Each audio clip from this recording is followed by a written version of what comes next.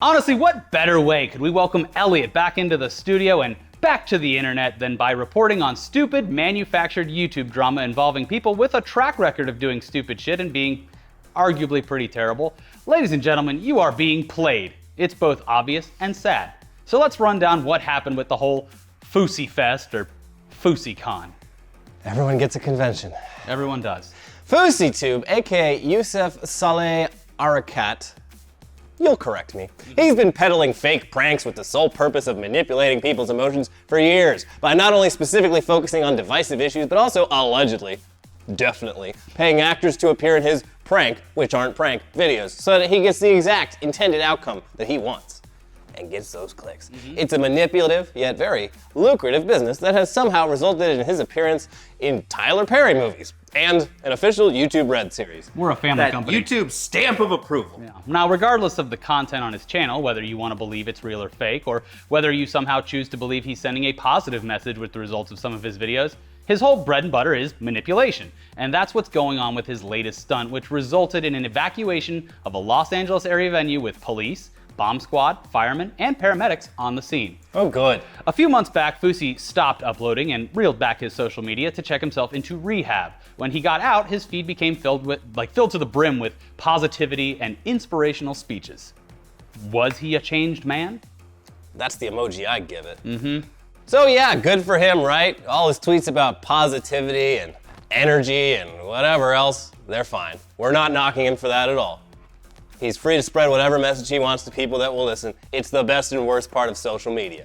But when he decided to con a bunch of people into attending a fake event marketed with easily refutable lies that also put people at risk and resulted in taking police and other first responders off the streets and away from very real problems in order to handle his small mob of troublemakers, all because of what appears to be an attempt to recreate the success of TanaCon, the documentary series by Shane Dawson, when you do that, Yeah. it's a bit fucked up, isn't it? I mean, they are taking a lot of liberties with the word con attached to everything. Yeah, They it's literally, FouseyCon, it says it right there, it's a con. You can thank DashCon for that. Anything's a convention. No, I'm saying it's a con. He's a con artist. Oh, woo! Yeah, there's many levels to that word. So I love it. I think that's a bit on the nose, but maybe not. Now, if this were just another one of his typical pranks involving actors or getting reactions from people on the street, we would have just kept to our usual strategy of just never paying attention to him and moving on with our lives. But because of this stunt, which was almost certainly designed to be a complete failure from the beginning so that they could make a documentary about the entire thing, the entire city of Los Angeles became the butt of the joke, and he ended up wasting tens of thousands of dollars worth of resources that could have, not just could have, would have been better suited doing anything else. So, what happened exactly? Yeah, what happened? Well, a few weeks back, we all witnessed that stupid TanaCon thing that happened near VidCon, and after that, Shane Dawson released a 3-part documentary about the whole thing, which resulted in over 14 million views just on the first episode. There was 3 episodes, and this bit became, the first one became the biggest video on his channel, just under 2 videos about conspiracy theories. Wow, okay, well. Anyway, seeing the success of that documentary about an event in the real world that failed miserably and probably searching for a way to bring some views into his channel after his brief absence, the idea, which appears to have been sent to him by God, was to create an event, pay for a big venue on a day that they have no shows, give tickets away for free, hype it up on social media, lie about who's performing, set goals based on social media shares and views, then have the whole thing collapse into an abysmal failure while filming the entire process for a documentary about it. So, on July 6th, Fousey announced a July 15th event for Los Angeles. He spent the following days creating and selling merch based around it, constantly badgered real celebrities via Twitter in an attempt to promote it, and in one final moment of desperation, he claimed that Drake would be performing at his event if the live stream reached a certain goal. By the way, That's how the world doesn't work like this. You don't plan events 2 weeks in advance. And Drake doesn't just appear like fucking Beetlejuice when your live stream views hit a certain thing. Yeah. Anyways, those were some of the tweets promoting the whole thing. Then as the date creeped closer, he actually did lock down a venue, but also suspiciously reached out to Shane Dawson, the creator of the TanaCon documentary. And also, Keemstar started tweeting on Friday asking for YouTubers who would maybe want to be involved in a documentary. Anyways, then the free tickets sold out.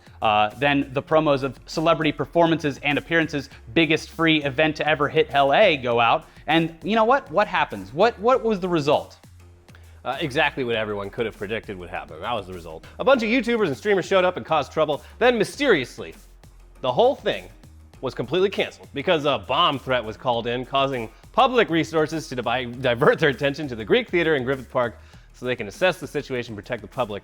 Also, local note here, not an easy place to get to. No. It's in a canyon. Yeah. It's through a residential area. Yeah, not easy for a fire truck or a big police SWAT van to get in a park that is now still currently recovering from a brush fire that happened last week, where, you know, services were actually needed to put it out. Yeah, so anyway, we're not saying that Fousey or someone working alongside him called in the bomb threat, because that would be a horrible accusation, one that if it were true would certainly bring about criminal charges to him and those involved.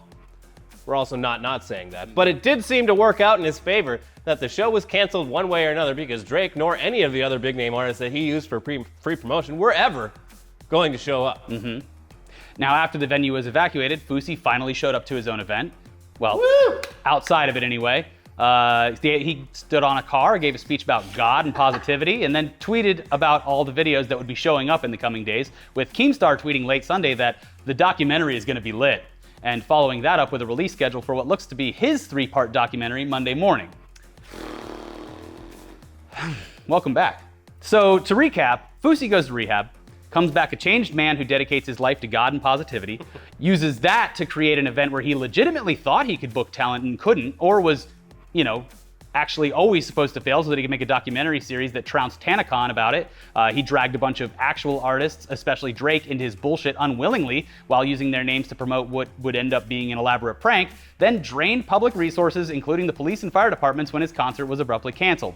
I mean, bravo for him being so dedicated to such a stupid, self-serving endeavor that took advantage of people with having zero empathy towards anyone that could have been negatively affected by the whole thing, while at the same time preaching nothing but positivity in the face of a failure that he created on purpose. I mean, that takes guts.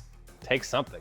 Now, people have been saying this whole thing is a manic episode because he's, claimed that he's been diagnosed with bipolar disorder, which is, it's really bad. If that is true, that is horrible. And the people around him who claim to be his friends should have realized this and done anything to prevent him from doing this whole thing. Yeah. But then again, he documented the whole thing and everyone around him seemed to be completely on board and were fine with planning for the eventual downfall. So I don't know. It's hard to say who the worst person in this whole scenario is, but in the end, we all lose. And it really seems like the new trend on YouTube for people who don't want to make family-friendly content is boxing matches, failed events, and sad documentaries. Whoever won that boxing match? It hasn't happened yet. Really? Hasn't happened yet. They've been talking about that shit for months. Just do it. Promo Christ. gets views. There you go.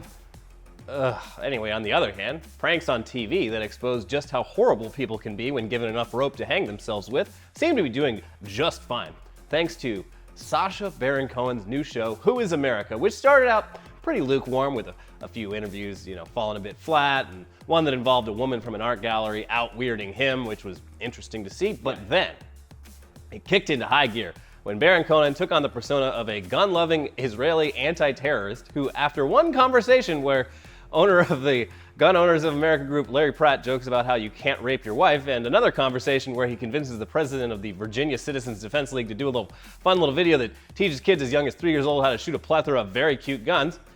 After all that, he heads to Washington to secure some more sound bites and support for his Kinderguardians program. Yeah, so this included vocal support and a willingness to record a video with the video crew from people like former Senate Majority Leader Trent Lott, California Congressman Dana Rohrabacher, Congressman Joe Wilson of South Carolina, former Congressman and current conservative talk radio host Joe Walsh, and of course, the previously mentioned Larry Pratt, who said in his part, "Toddlers are pure, uncorrupted by fake news or homosexuality. They don't worry if it's politically correct to shoot a mentally deranged gunman. They'll just do it." They're the perfect soldier. And yes, these African warlords are onto something. These guys are, we agree. Believe me, we know. They're all reading off of a teleprompter. And yes, the lines were given to them to read.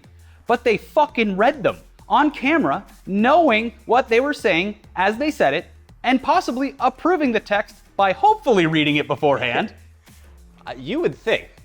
It's like, yeah. Like, hey, I'm about to say some really potentially controversial shit about kids with guns. Can I just look at the script really quick first? Even if they don't believe any of the things they're saying, it is not a good look to be an influential lawmaker or lobbyist Who just reads who whatever's just put in front will of them? literally read verbatim any piece of paper given to them by someone who says, I like guns, right? You like guns too? I'll say whatever the hell you want. Anyway, yeah, it's obviously written for them. That's not the point. You really think Larry Pratt came up with the line, the science behind this program is proven. At age 4, a child processes images 80% faster than an adult, meaning that essentially, like owls, they can see in slow motion. Children under 5 also have elevated levels of a pheromone, Blink-182, produced by the part of the liver known as the Rita ora. This allows nerve reflexes to travel along the Cardi B neural pathway to the Wiz Khalifa 40% faster, saving time and saving lives. No, because that was fucking hilarious. So obviously he didn't write that. Yeah, no, the whole point is that these guys stick to their policies no matter how ridiculous they are, as long as someone is giving them something for it, whether it's political points, donations, funding, or whatever. Yeah, they literally support putting guns in the hands of kindergartners because of their contributors, which is essentially proven by Joe Walsh, who attempted many times to get out ahead of this story by admitting that they buttered him up with a nice hotel, a fake award from Israel, and limo rides around town, without even realizing that he was admitting that you could pay him a reasonably small amount to say whatever the fuck you want him to. Anyway, that side note out of the way, the whole thing, this Who is America show, it's supposed to be a comedy or satire, but... When I finished watching the episode, I sat there completely shocked by the entire thing. Yeah, it was, it's like, you're like, oh, this is ridiculous. How far could they really go with this? Then it's like, wow, holy shit, these people really like... They don't give a fuck. The lobbyist guy, like, they shot him multiple days. Like, he had every possible opportunity to be like, all right, this is getting fucking weird. Yeah. I'm gonna... And then Joe Walsh was like, yeah, it was like a big script. And then like I read this whole thing and they obviously took the parts that were weird out of it. And it's like, well, you read it and you knew you were reading it. Yeah, you agreed to this. Yeah. And then when you found out it was Sacha Baron Cohen last week, you started doing interviews saying that it was because he made you say it, because he gave you limos and hotels. He made me do it. Anyways, aside... Borat made me say the mean thing. The whole thing was very shocking aside from the, Cardi B neural pathway thing. That was a nice little that was actually punch-up. really funny, yeah. But... Sacha Baron Cohen did not make these people say these things. He didn't force them to say any of it. They did it because they have absolutely no problem doing it, whether it's something they actually believe is a good idea or not. And they do it because they get free shit out of it. Yeah, or money for their campaigns, or money in general. Or, anyway, it's not a choosing sides thing. This is gross. Yeah. Maybe when it comes down to it, Fousey will have as strong a message attached to his big prank video I guess we'll have to wait and Sacha find Baron out. Cohen did. Yeah. Or maybe Sacha Baron Cohen is Fousey too. Damn! We could be onto something. It's not true. Yeah. You know what I want to see? I want to see Sacha Baron Cohen and Nathan Fielder. Oh, he's a producer. Wait, what? On Who is America. Oh, perfect. Yeah, he's a consulting producer on the show. Because he knows, Nathan Fielder is just so good at getting people to agree to ridiculous things. Yeah, ridiculous things that no sane person would ever agree to. Yeah. It's brilliant. But you know what? You know when a prank is fun? When the butt of the joke is the people involved in it and not everyone else. Yeah. The people involved, it helps when they're powerful people who maybe need to be taken down a peg. I do gotta hand it to that woman who trimmed her pubes in order to give him some of Sacha Baron Cohen some of her pubes for an art project. It was very noble of her. A true artist. I mean, you're not wrong. Anyway, I think we hit the 10-minute and 1 second mark, so that's it for this episode. Watch our other videos that I was not in, because I was in the Philippines doing some cockfights, eating some pork. It was a great time, but now I'm back. All right.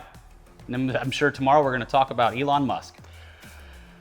Oh, yes, we are. Speaking of us being right all the time, people have been giving us shit for months. Yeah, well, you know what? If you don't like our videos, you're a fucking pedophile. Goodbye. I'll bet you a signed dollar. Bye.